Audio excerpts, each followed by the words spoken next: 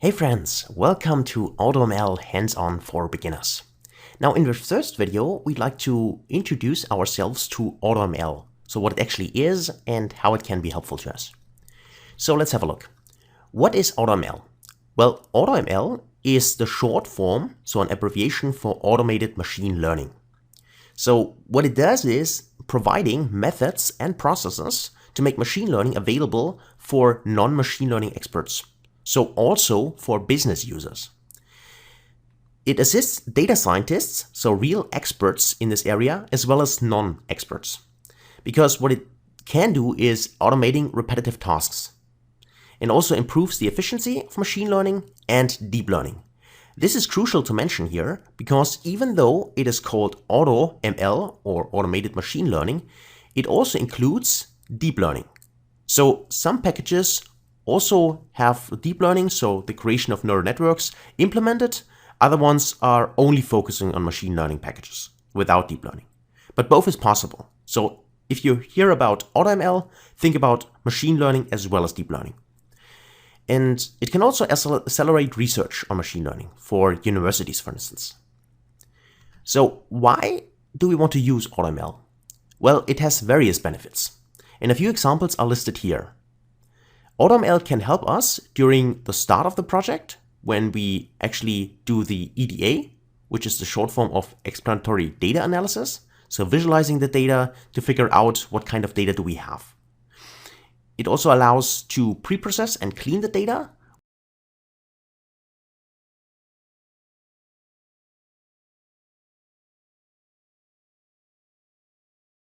If it's done manually.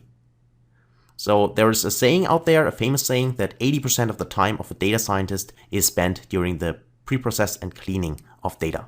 So this is where AutoML can help us a lot. It allows to select and construct appropriate features. So feature selection and also feature engineering are the keywords here. It allows to select the best or appropriate model and models.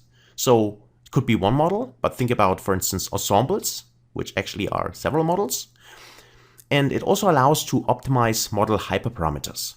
So instead of doing this manually, it can also be done via AutoML. If neural networks are used, it can also help in the design of the neural network, because there are a lot of things we need to keep in mind. So for instance, how many neurons should the network have, how many layers, what kind of layers, and so on. So also this can be automated and tested by AutoML packages. And of course, finally, the result analysis can also be part of the AutoML. So in short, I like to call speed and also the shift of the time which the data scientists and other people spend to more crucial aspects of the whole data science project journey. The goal of this course, this is important. What does this course offer and what does this course not offer? So I want to make you understand here that what we do is we have or dive into an overview of various free AutoML libraries which can be used.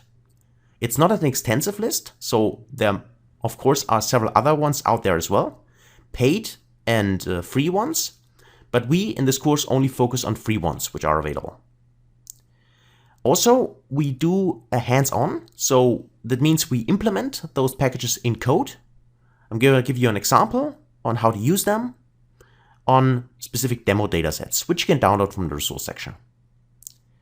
And I also highlight a few things you need to be aware of when you're using those libraries, which we use during the course.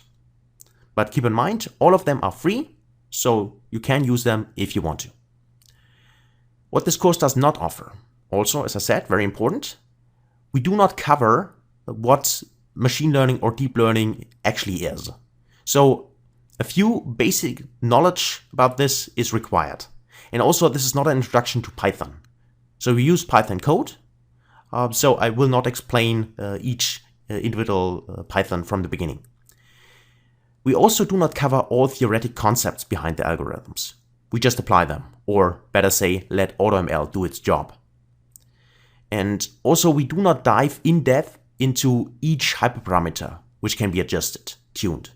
This is something I leave open to you, because then of course if you apply those AutoML features, There are still things you can tune inside the libraries as well.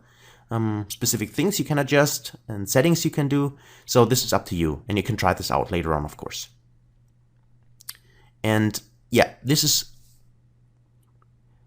not an all-in-one solution. That's what I call it, for every project you want to take. And more on this on the next page. So because here I want to discuss a very important question which often arises. And the question is, does AutoML replace data scientists? Now, of course, I can only give you my opinion on this. So even I said at the beginning that AutoML is also for non-experts, so for non-data scientists, which I still believe it is not replacing data scientists completely, at least not right now. AutoML can assist data scientists during the whole process, but even AutoML requires some basic knowledge to start with. This is at the beginning one of the requirements. Then also very important, if you apply machine learning, data science during projects for your organization, then AutoML itself does not specify the business problem. This is something you have to do yourself, or of course with the specific business you're working with. It offers various benefits, which we covered already, a few of them, but it is not a holy grail. So it cannot be applied on each business problem. What I mean by that is, for instance, AutoML has no business expertise. It has no so-called domain knowledge, which is always, and I want to really highlight this, is always required when you do any kind of data science for a specific enterprise. And also it does not give any recommendations or actionable insights on its findings. It gives you the results, but then of course the results have to be implemented so the organization can have an advantage of it. Also not done by AutoML itself. This is also a task for the data scientists and the business when they work together. So that's it actually for the introduction. So hopefully you are excited. I'm definitely, and I can't wait to see you in the first lecture. Until then, best guys.